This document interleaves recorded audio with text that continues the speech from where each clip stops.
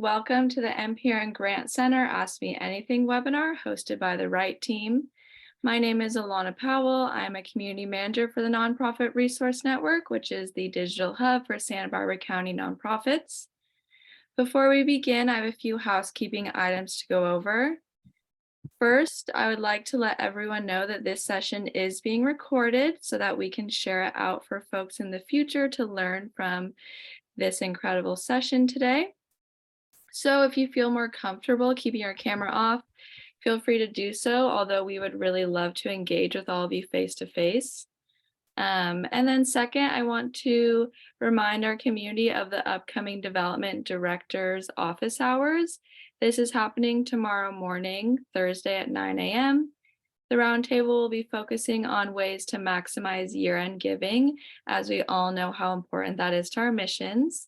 You can find details and registration on the NPRN events calendar, and we will be sending those links in the chat shortly as well. Lastly, today's webinar is a Q&A style where we encourage folks to ask their grant-related questions to our incredible hosts, Heather and Kelsey from the right team. So to do that, we are asking folks to please use the Zoom raise hand feature or raise your physical hand to be addressed. To use Zoom's raised hand feature, you can click the reactions button at the bottom.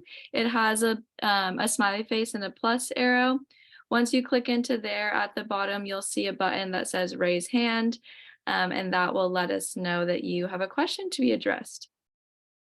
Okay, thank you all for joining us. If you have any technical difficulties, feel free to let myself or my colleague Miley know in the chat. I will now pass it on to the right team. Hello, it's nice to see so many folks here. I'm Heather Stevenson, and I started the right team about 11 years ago with Michelle Howard and Kelsey, who's here as well. Kelsey has been involved with the right team for most of the time that we've been in existence. And I'm going to just do a quick introduction of the Grant Center on NPRN, but I'm going to give Kelsey a chance to introduce herself first. Hi, everyone. I'm Kelsey. As Heather mentioned, I joined the right team 8.5 years ago. So I've been doing grant writing with a variety of nonprofits in Santa Barbara for the last 8 years. And Kelsey's amazing. I've been doing grant writing for over 20 years. And we actually have another right team member on with us, Christina Ferguson. She's brand new. I just wanted to mention that. So just to get started, I think it might be great if I share my screen and then I can just walk you quickly through what the Grant Center has to offer on NPRN. So here we go. See if I can manage this.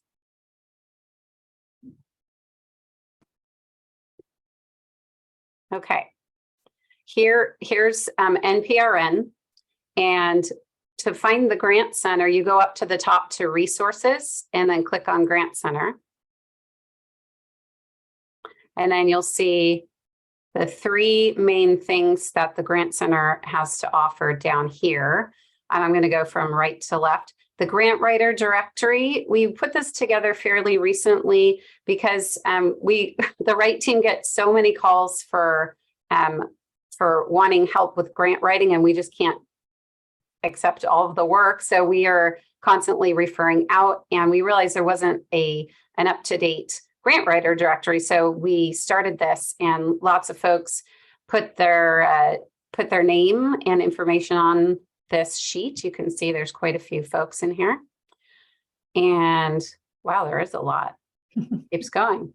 22 people. And if anyone wants to be on this list, all you have to do is email us and we can add you to this list. Then we've got back to the Grant Center. Then we've got the Grant Tracker, which is basically the calendar of the deadlines for about 40 funders that fund in Santa Barbara. So this is the way that the right team organizes our clients' grants. And so this sheet this sheet has, like I say, 40 different funders on it with all of their different deadlines. So like the Santa Barbara Foundation small capacity grant is available the first Monday of every month, February through November. So we have all those deadlines on here. So all the different cycles of the different funders are on here, and you can download this tracker by clicking up here, and then you can remove the funders that you're not going to use, add your own into there, and then it's just a good way to keep track of your grants calendar. If you already have your own system, you can just use this for reference. We're always updating it, always adding in the new deadlines. And going back one. We also have got the funder database, and this has basic information for about 40 funders. You can see, we'll click on Althwaite as an example. Gives you some updates if there's any new information, like someone isn't working at the foundation anymore, or there's been a big guidelines change. We'll put that in there, a link to their website, a brief description of what they fund, and then examples of who this funder has funded in the past. And then down here is the best part, I think. This is a link to the Google Drive folder that the Right team puts together, and it will have different types of information about that funder. And this one just has a template with the questions from the online application in a Google Doc. So you can copy and paste that into your own Google Doc, and then you have the questions easily accessible. You don't have to necessarily log into their online application. So there's lots of different information in here. Yeah, so feel free to click around. If you're not familiar with it, you can just click around and see what information is helpful to you. And then just to so that's it for. I'm going to stop sharing my screen. And then want to let you know that for 2023, we have added 7 new funders to the Grant Center. And you'll find them, they're already all in there.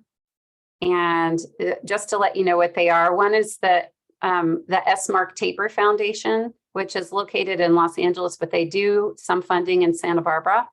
We added Decker's Brands, the Edwin and Jean Woods Foundation, Dignity Health, Mark and Dorothy Smith Foundation, and those last couple really fund more in North County.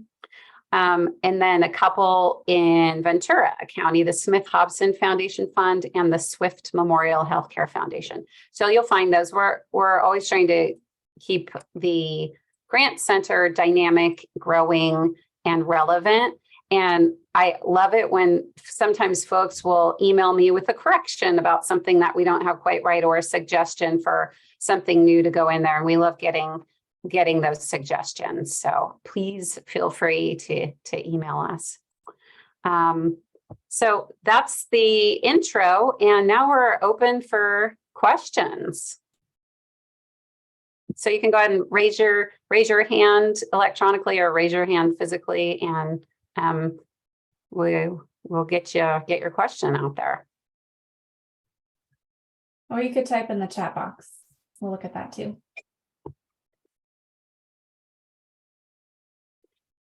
Yes, I can put those 7 new funders in the chat. Oh, no, I meant people could ask their question in the chat.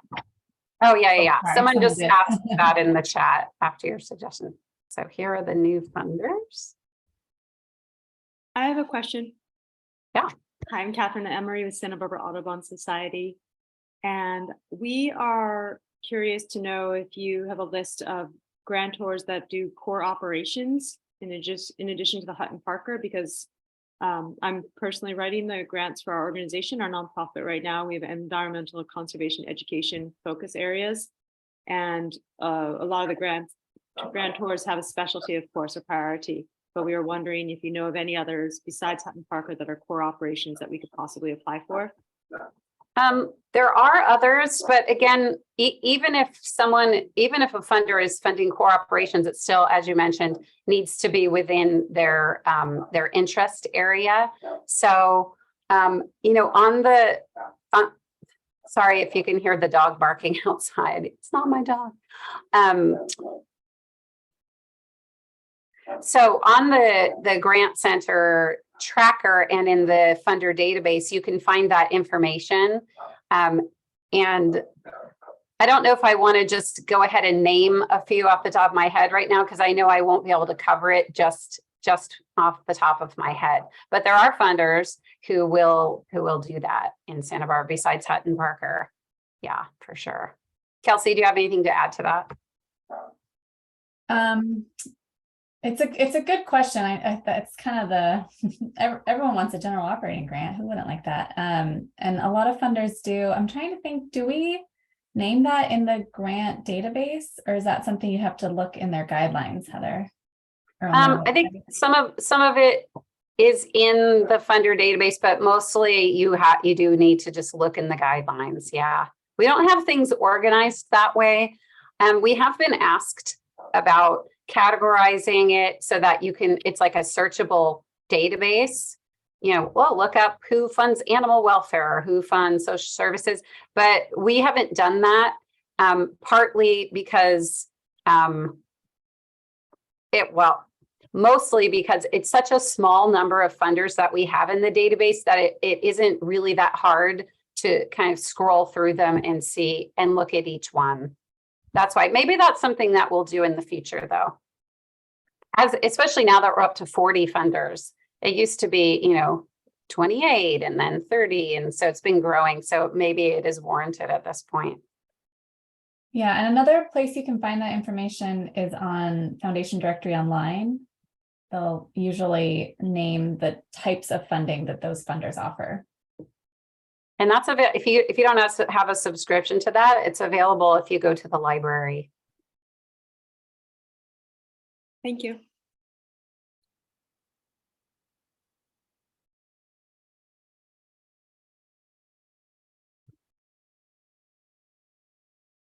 Any other questions? All right, I guess we're wrapping up. Just kidding.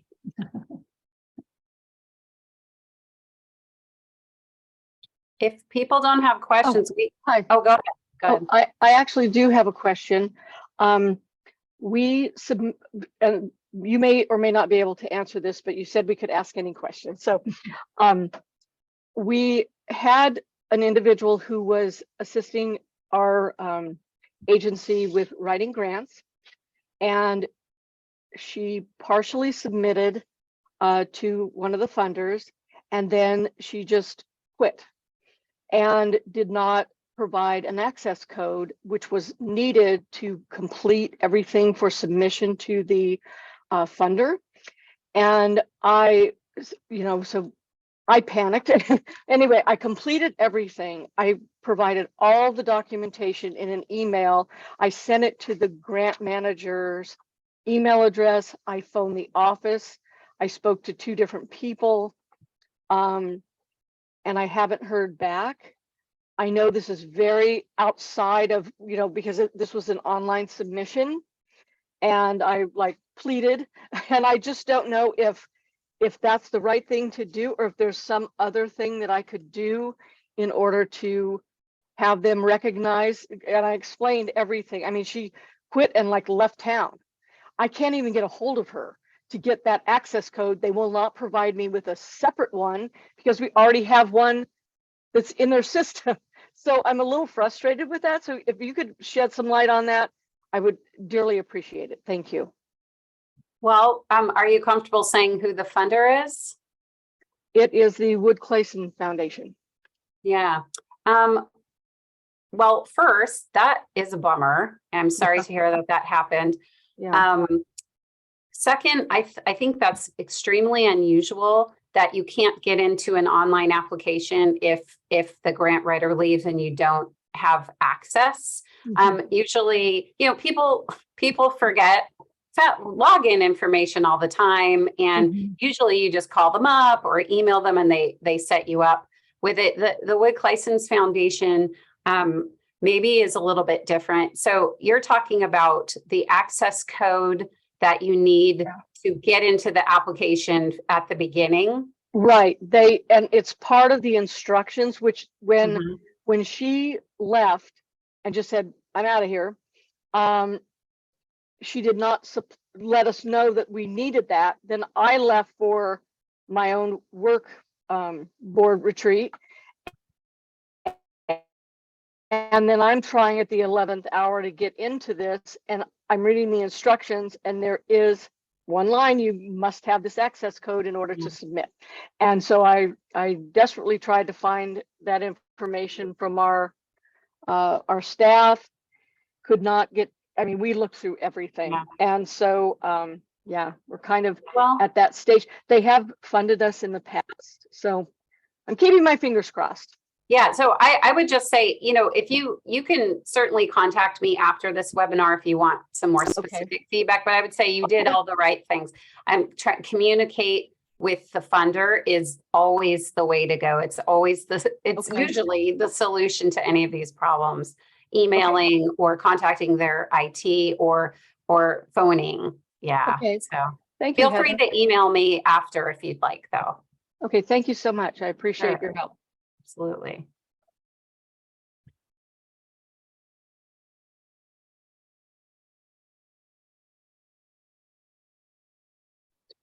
I can ask a question. Great. Hi, Lauren. My name is Lauren. So given that you both have worked in the area for a longish time on grant writing, and you have probably developed relationships with the funders in this, well, I know you have developed relationships with the funders in this area, and just going off of the conversation that we just had, I'm wondering if you can give us, the group, some insight about which funders in particular you think appreciate more communication or are even open to communication, because it's clear, and this is how it used to be in the old days, that funders didn't like communication. So I think it's important to know which ones do and which ones don't. You might not be comfortable sharing which ones don't, but maybe which ones do. Okay, that's a good question. I would say, and I'm going to let Kelsey also, jump in on this one, but I would say most of the larger ones really do like communication. So any of the ones that have a paid staff person or a whole staff, absolutely. I think they really do like it. And even if they don't necessarily like it, it's a good thing to develop relationships with the staff. So I'd say anytime you can to do it. The thing that gets tricky is when there's foundations that don't really have a paid staff person, and it's, someone who's there a couple hours a week or is there during the grant season. It's just really, really hard to reach them. It's hard to reach someone with any like decision-making power or who can really guide you. So that can be more difficult, but I would say give it a shot. Almost always when I reach out to a foundation and reach someone, it's a positive experience, at least for me. And I haven't gotten tons of feedback from foundations that say, please do not call. We don't want to hear from you. So that's my general response. Kelsey, do you have anything else to add to that? I'm mostly just agreeing with what you said. Yeah, I always encourage clients to contact the foundation, especially ones with websites or have some kind of public facing information about themselves. Always try to contact them. It can be tricky when it's, like Heather said, a small family foundation that doesn't have a website. You can only find them on their 990. A lot of times there's no phone number, or it's an outdated phone number. You can't really contact them, but whenever possible, it's always good to try to contact someone. There was one time where I had a funder that was upset that I was calling instead of the client. That's kind of the only negative contact I've had with a funder. Yeah, and that's a good point. So if you have a grant writer who isn't on staff, they're a consultant, then you're going to want to choose those moments pretty carefully about who's calling the client. You're going to consult with your consultant and ask them, is this something that the executive director should be doing, or is it okay for you to reach out to them? Because for me, like I know pretty much when it's appropriate for a consultant to reach out, and the funder is totally fine with that. And when it's really, really better for a staff person or the executive director to do it. So you're just going to want to chat about that.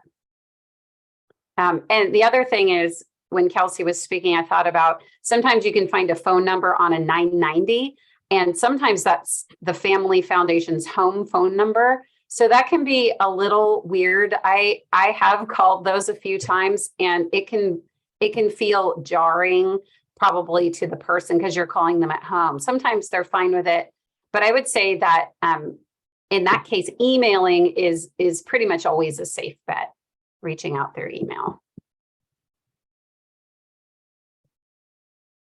And then we have some questions in the chat. I'll just read the first one aloud. How do you feel about third-party grant writers connecting with foundations? Oh, this was the one that we were just answering. So this is one.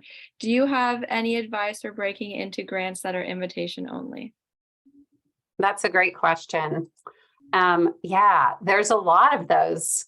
Whenever our clients ask us to do some research and we get on Foundation Directory online and look up new funders that are a fit with what the client's mission is, most of them say, you know, we only give to pre-selected organizations, or, you know, no solicitations. So how we get around that is we send an introductory letter, so a letter of inquiry, an LOI.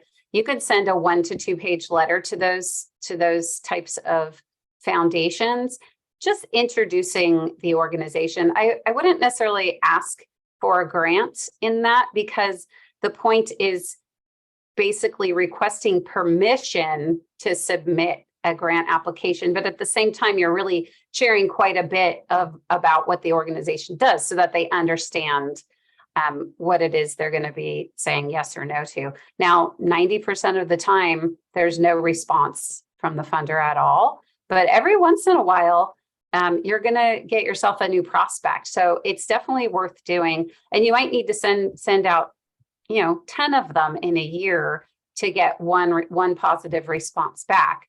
Now, that said, I definitely do not advocate for the idea of a shotgun approach where you just find a bunch of funders who fund in Santa Barbara, you write up a letter and you send it out to 50 different little foundations.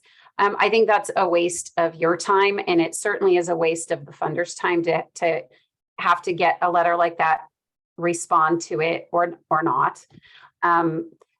So I would say really work towards reading guidelines if they have them. If they don't have any formal guidelines, then go on to their 990. I'm not sure how many of you are aware of this, but you can find tax returns for these foundations on GuideStar, and it's totally free. And you pull it up, go pretty much to the end of it, and there's almost always a list of grants that they've given out, the amount and to whom, and you can go through those, the grant awards, and judge whether or not you think your organization is similar enough to what they've funded in the past that you think that it makes sense for you to send out a letter of inquiry.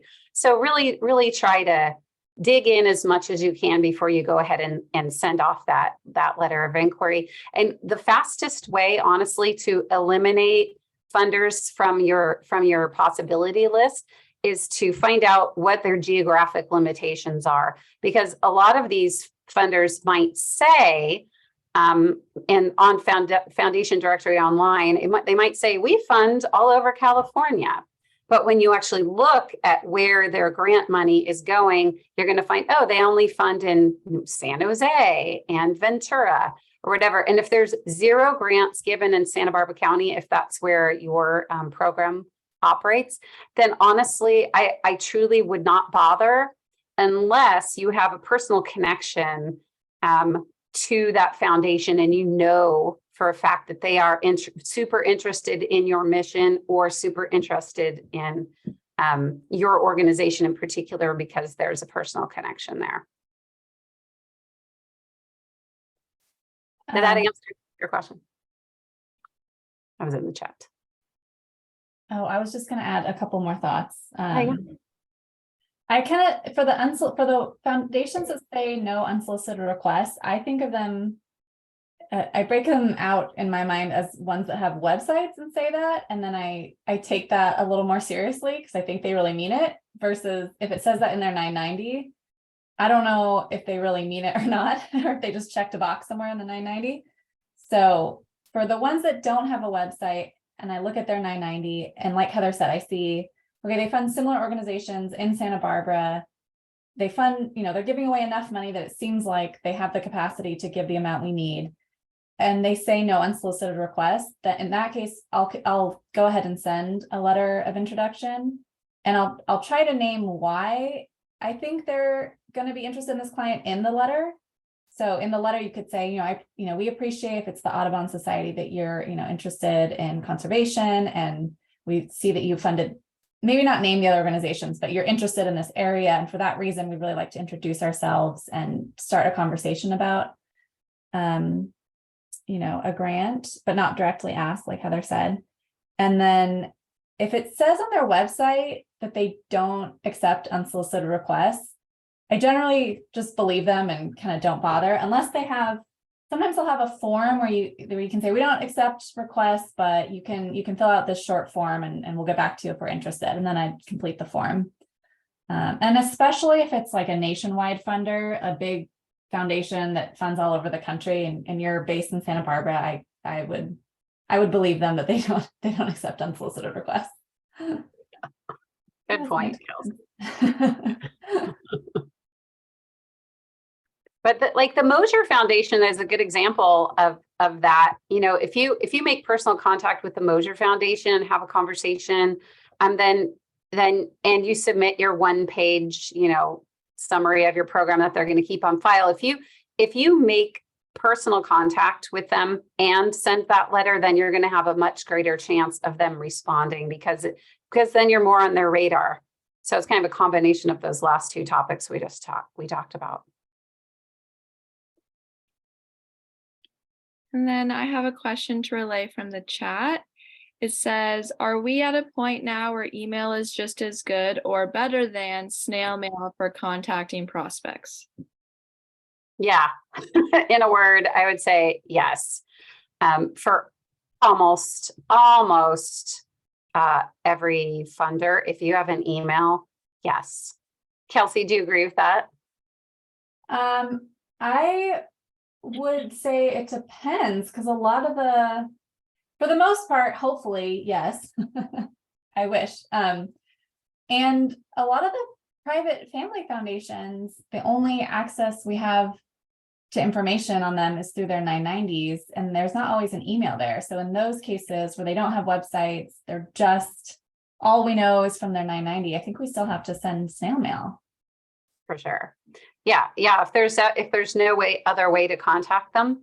And also, I said kind of flippantly, yes, absolutely. But there is still lots and lots of evidence saying that snail mail works better than email for regular people. So if you're, as you're doing your end appeal, email is great. You send out your email appeals and you get some responses, but most of your money is going to come in through the mail from letters, because human beings still respond at this point better to mail, and they're more responsive to giving money. But if you're just reaching out to a funder to ask a question about something or to inquire and you have their email address, I think that they definitely do appreciate that, because it streamlines things for them.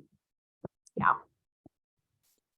Yeah, if it's an informal question, then definitely email. I was kind of thinking letters of inquiry for those family foundations. That's kind of the only snail mail left for me. Yeah, that's true. Yeah, and all of this stuff, it really does depend. Yeah, it depends on what information you have for them and what kind of a funder they are. So yeah, we're always using our judgment on the best way to go with these things. And there are still a lot of funders that in their guidelines require you to mail an application. For sure.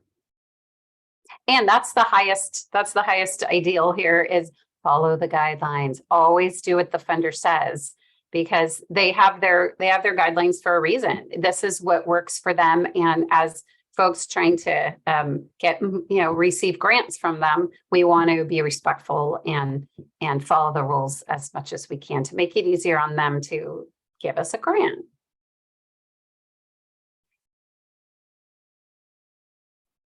I actually have a question if no one else does at this moment. Can you two speak to some more effective examples of storytelling that you have seen that make for more compelling grant applications or proposals?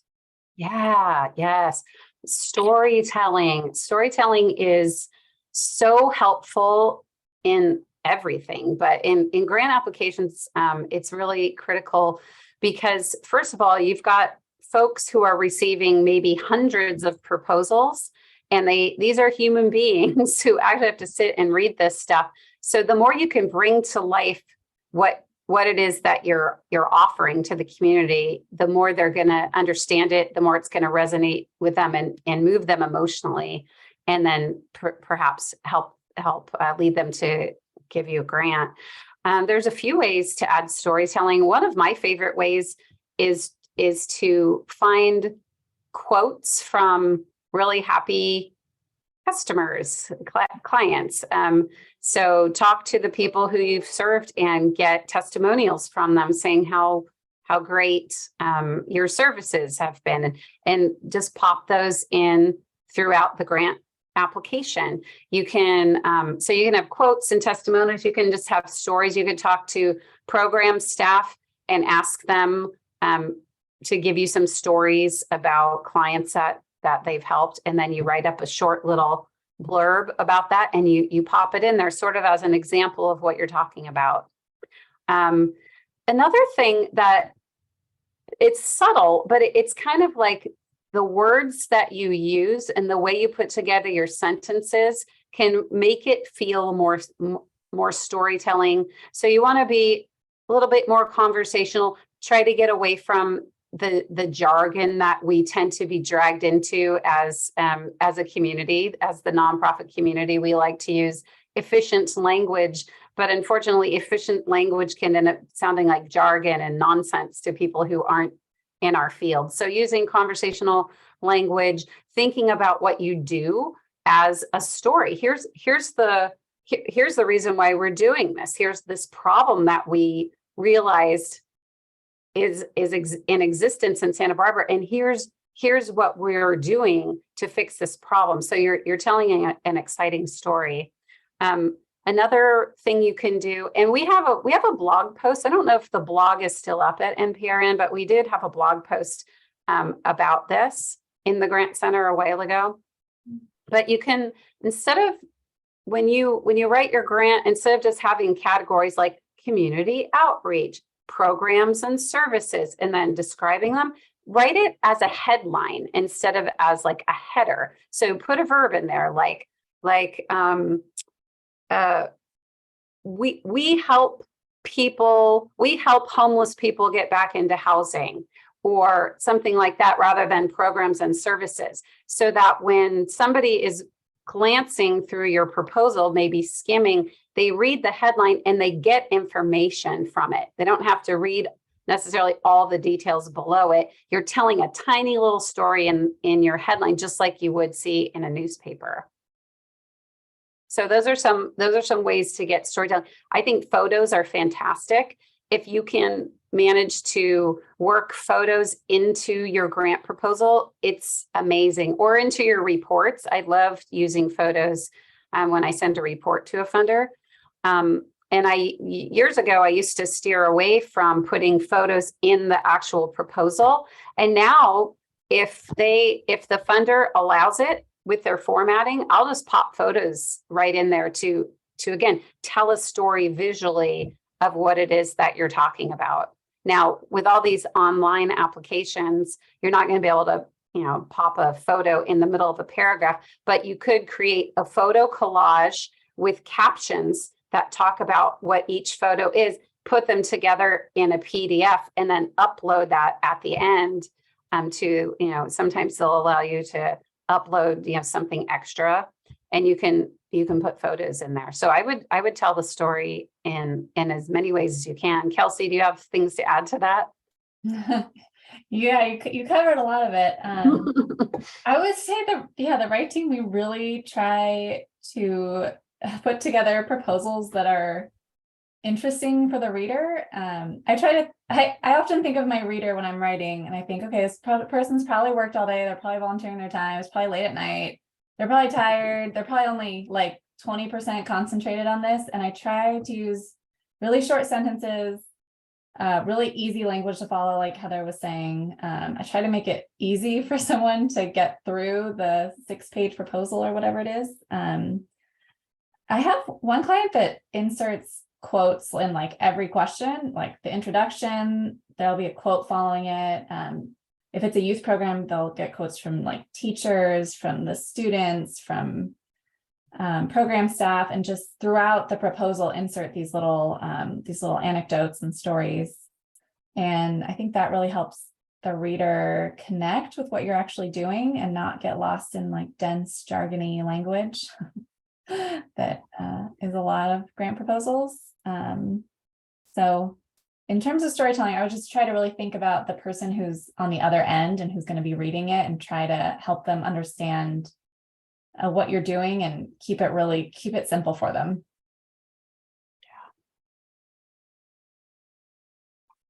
Yeah.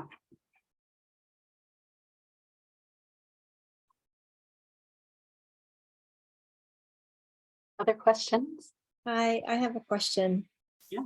So it's a very different question, and feel free to tell me if that's not the right question for this, but I'm also applying for some operational funding, and I was wondering that when I create a budget for this, should it be very specific to titles and specific roles and how much salary they need to get this done? Or is it a better approach to describe the goals that we want to achieve within a certain time period and just give more of an overall amount of requested, a requested amount? Which one's better? More details or a little less specific? Well, as most of these things, it depends on the funder. And it sounds like you said you're applying for general operating support, and you're wondering how much detail to put into the budget. So I would say there are some funders who they have budget forms, and they require tons of detail. They want every single staff person's title, detailed out, and the amount of their salary and their benefits and all that kind of stuff. If that's the case, then of course you have to do that. You need to follow their budget form. But I would say, and again, this is, I don't know who you're writing to, and things definitely change depending on who you're talking about. But I would say that for general operating support, that you're going to be focusing most on the impact that your organization is making on the problem that you're addressing. And you're going to be speaking more generally. And I wouldn't make a special budget in that case that details out, staff people's salaries, unless they ask for it. And what I just generally will use the organization's budget as it's been approved by their board of directors for a general operating grant. That's what I will do. Is that how you approach it, Kelsey? Yeah, for a general operating request, I would just use the standard organizational budget as the attached budget. And then in the proposal, I'd talk about, the work as an organization as a whole. Yep, I agree with you. Does that answer your question? Is that what the question was? Yes, it does answer my questions, and I definitely don't have a form to fill out, which is why I kind of had this choice. I also don't have a approved operation budget yet because we're really new. So I might need to give a little more info about what we're hoping to achieve and what specific staff roles will be involved. But I would much rather form a general statement, because part of it is really strategizing and building infrastructure where there isn't one right now. So I don't know. Yeah. I think I hear you guys. I think I know what to do based on your feedback, but if you have anything else, that'd be great. I mean, the only other thing I would say, and this isn't really related to budgeting, is when I think about approaching a new funder, I always think this funder is getting tons of proposals from all over, and how am I going to, I wouldn't say stand out, but how am I going to make my case? And I think the most important thing to spend time thinking about is explaining the problem. Like, why is it that your organization is even needed? And if you can make that argument really, really clearly by telling the story of, whatever it is that your mission is about, why did you decide to start the organization? Why are you involved? What was the thing that was happening in the community that was so bad that this nonprofit needed to be a part of the solution? And really spend a lot of time figuring out how to say that really, really convincingly. Share your, I mean, they call it a needs statement, but with other people. Is this compelling to you? How could I make this more compelling? Because this is something that I'm spending my life working on. It's very important to me, but not everybody else is necessarily going to see it that way. So your job is to convince them that this is really important. And I think that that's extremely important when we're talking about going to funders outside of Santa Barbara. If you're going to regional funders who might look at Santa Barbara and say, oh, well, there's just a bunch of rich people here. What kind of problems do you possibly have? Then it's super important to lead with kind of acknowledging that a lot of people do think that. Here's the reality, and sharing lots of information about how Santa Barbara really isn't all about wealthy people, and there's a lot of issues, homelessness, all that kind of stuff going on here. So I think it's really important to make that case first before you start talking even about how you will go about doing your work. Yeah, the only other thought I'll add is if you're fiscally sponsored by another organization, if you don't have your 501c3 yet, a lot of times a funder will want to see the budget and financials of the fiscal sponsor.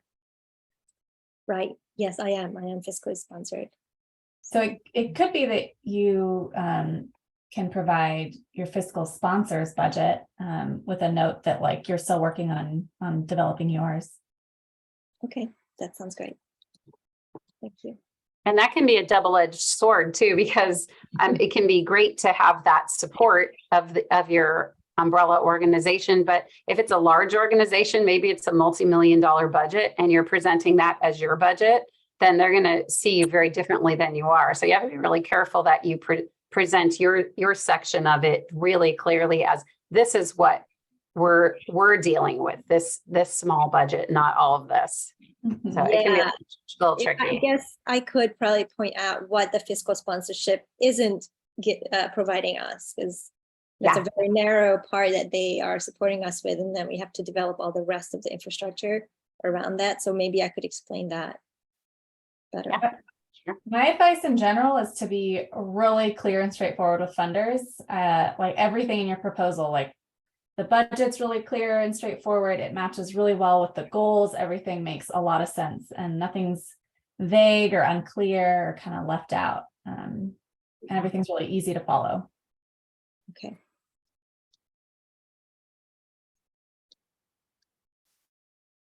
Thank you.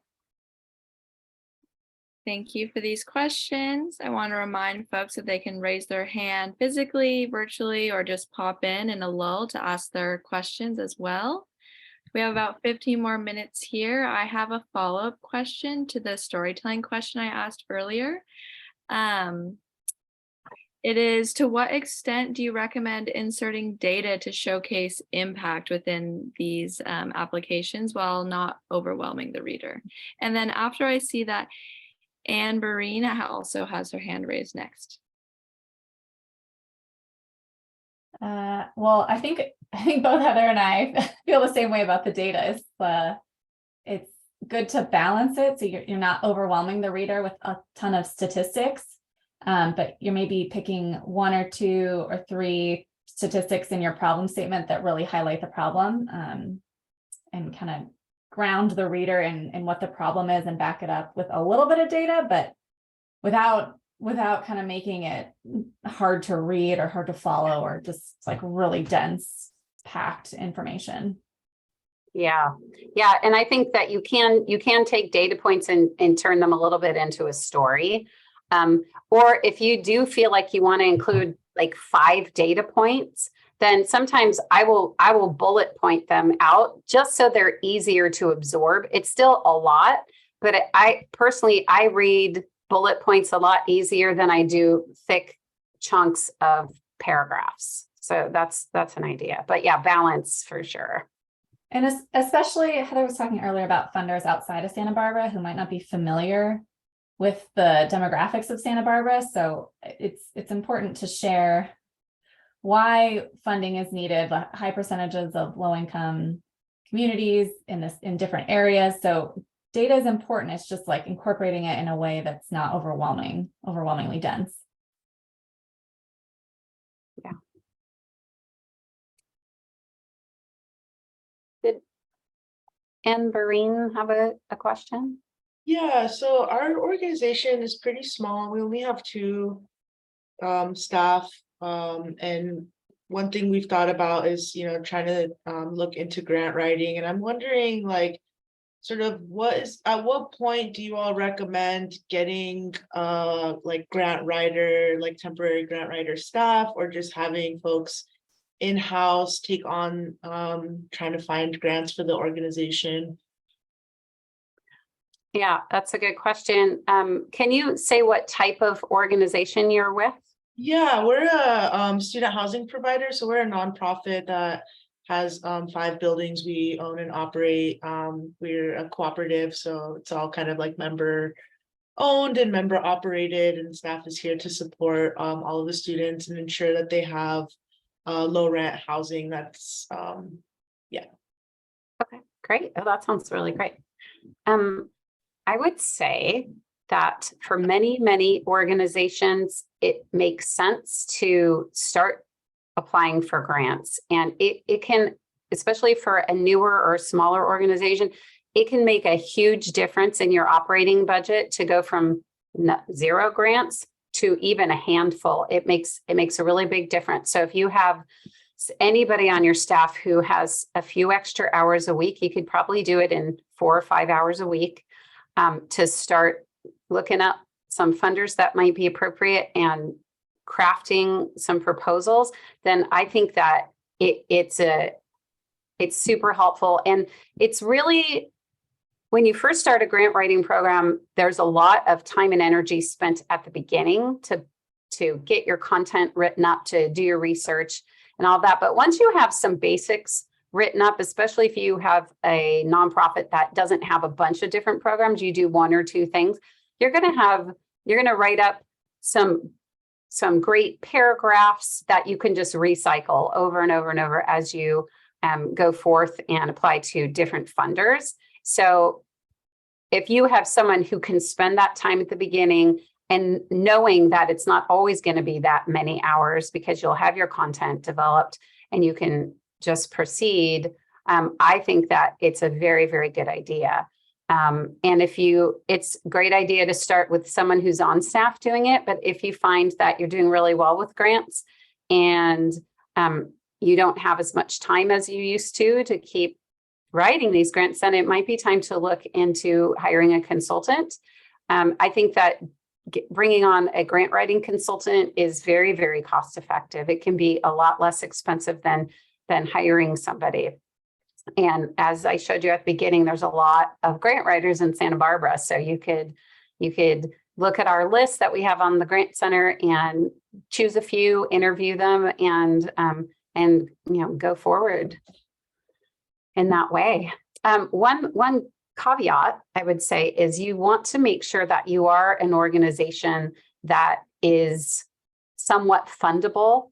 There are some organizations that have a very important mission to the founder and to the people that they serve, but they're not necessarily appealing to a wide variety of funders. So if you're one of those organizations and you have to do some soul searching to figure out if you are, then that might not be your best way towards economic sustainability budget wise. You might be one who needs to focus on talking to major donors, finding those folks who really, really love your mission and asking them to support it.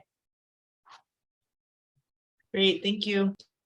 I'll just add the benefit of working with a contracted grant writer is that this is like our bread and butter, and we can pretty efficiently and quickly identify funders that would be a good fit and pretty quickly and efficiently put together some proposals. So if there's no one on your board or staff that has any experience or connections with grantors, that could help you kind of more efficiently get connected with grants, but it would of course cost the hourly rate that the contractor is charging.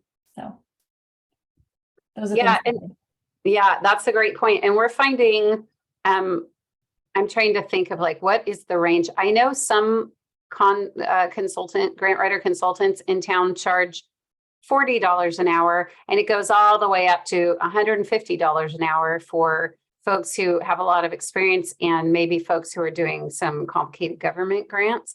But I would say probably the average, and I don't know this for sure, this is anecdotal just from me talking to people, the average is probably somewhere around $80 to $100 an hour. Do you agree with that, Kelsey? Yeah, I was going to say like 85 to 110 or something like that. Okay. An hour. Yeah. And then we have 2 questions in the chat here. First from Adrian, she says, what about arts orgs? Making a case for funding can be more tricky.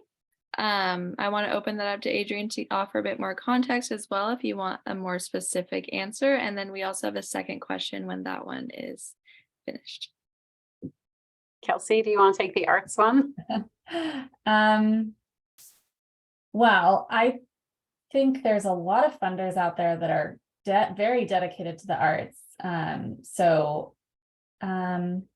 Not sure. Yeah, maybe Adrian, if you could provide more context about what can be tricky, because you have to find the right fit. And yeah, a lot of funders. Yeah, so I think I was kind of responding to the portion earlier where somebody was talking about making a case for your organization and like, why does it exist? And it was talked about in the context of there being a problem. And, you know, a lot of the nonprofits, the arts nonprofits it's not about problem solving. It's about, you know, bringing arts into the community. And people have, I think, a harder time like justifying, I'm saying that in quotes, big air quotes, of funding things that don't seem to be like you're not feeding the homeless, you're not, you know, taking care of children, you're not, I mean, so sometimes I think saying the same thing over and over again, if it brightens our lives and it brings together community, it just kind of, it like starts to be old. And I start to, like, it's hard to find other ways to talk about why the arts are important, you know? Yeah. So that's kind of my context for that. Okay, that context helps. So with the arts organizations I work with, we include a lot of data about how it helps kids learn, it helps kids develop social emotional skills. We talk a lot about the benefits of arts exposure and education, and then we also talk about the kind of lack of arts education and exposure in schools, how that's been decreased, and how a lot of people are disconnected from the arts for various reasons. So yeah, I think that the problem statement is a lot of people don't have access to the arts through schools and like community arts, and that all the benefits that they're missing out on if they don't have access. Does that help? And then stories of you know, what your program's impact has had on the community members or the kids that you're serving, like. But is it always, I mean, does it always have to be kid focused, you know? Like, I mean, I guess, No. you know, can adults like also benefit from that? It No. feels like a lot of arts organizations are always like scrambling to create kid programming because that's what grantors like to see. Yep. And that feels sometimes like forced and not really a part of what, you know, I mean, I've seen a number of different arts organizations kind of struggle with this. So you know, it's like, it's weird. It's like, you know, why do we need to see things that are beautiful? Like, it's such a weird thing to try to articulate. So. Well, I would say what Kelsey said at the beginning is kind of the key to this. Kelsey and I both have worked for a number of arts organizations, and you really, you almost don't have to make that case if you're going to the right funders. You're not going to convince, you know, certain funders in town to fund the arts if that's not what they're into. You're not going to be able to craft a good enough, you know, reason to convince them. So, but if you're going to arts funders, they already understand the importance of the arts. So you're kind of skipping over that step when you're going to them and going to, why are you so great? How are you doing this art thing so well? And who are you impacting? And what is the landscape of arts programming look like in your particular community? How are you doing something that's needed or a little bit different or, you know, unique or something like that? So I do think, and it's a sad truth that there simply isn't as much funding available for arts programs through grants. There just isn't. And so then, you know, arts organizations some of them tend to be small, and some of them tend to struggle. And some of them do really well because they focus on other ways of gaining revenue, you know, ticket sales, major donors, event fundraising, that kind of thing. So you might need to pivot a little bit away from grants, get what you can, but don't expect that to be your main source of funding. Great. Thank you. Thanks so much for that. From both of you. Okay, so we have just about 2 minutes left. We have a question in the chat, and then I saw Rosalind raise their hand if they're still interested in asking that question after this. First in the chat, is it appropriate to hire a grant writer who will also write the follow-up reports when grants are received? Yeah. You know, for the right team, when we work with a client, we also do their reporting, and we work very, very closely with their staff who gives us all the information. But we definitely do that. And I think it can be, even if the grant writer isn't actually writing up the reports and submitting them, the grant writer should be tracking everything in one place. All the grant proposals and all the reports should be tracked in one calendar so that things aren't getting missed. Short answer. Mhm. Was there one more question? I saw Rosalind raise their hand briefly. I wanted to just give them the floor if they still had a question. Rosalind. Sure. Thank you so much. It was really just a comment, and I'll make it more brief. A comment to Adrienne asking about the arts. And I work with a children's organization with the Right Care Childhood Education Language Center, but I'm an adult who loves the arts. And I think that our world needs more art programming for adults, especially after quarantine and all the different civil unrest and injustices that are happening in our world. So I just wanted to encourage you that that's also part of a story that you can spin in terms of, you know, mentally we need it, and for the beauty and all that stuff. So yeah. Good point. Very good point. Thank you for that. Okay, we are at 1 p.m. Looks like we are about closing the program. I just want to open up to the right team for any closing comments. Oh, well, I would just like to say thank you so much for being here and for your very interesting questions. And I certainly hope it was helpful. Kelsey? Yeah, same. Hope it was helpful. I think Heather's email is in the chat. I can add mine in the chat if you want to follow up with us, or you can contact us from the website if you have any more questions or want to talk more about grants. Thank you all for joining us. This has been a really great session. We hope to see you in our future webinars, perhaps the Development Director office hours tomorrow morning, focusing on year-end fundraising tactics. Thank you. Have a good rest of your day, everyone. Thank you. Thank you.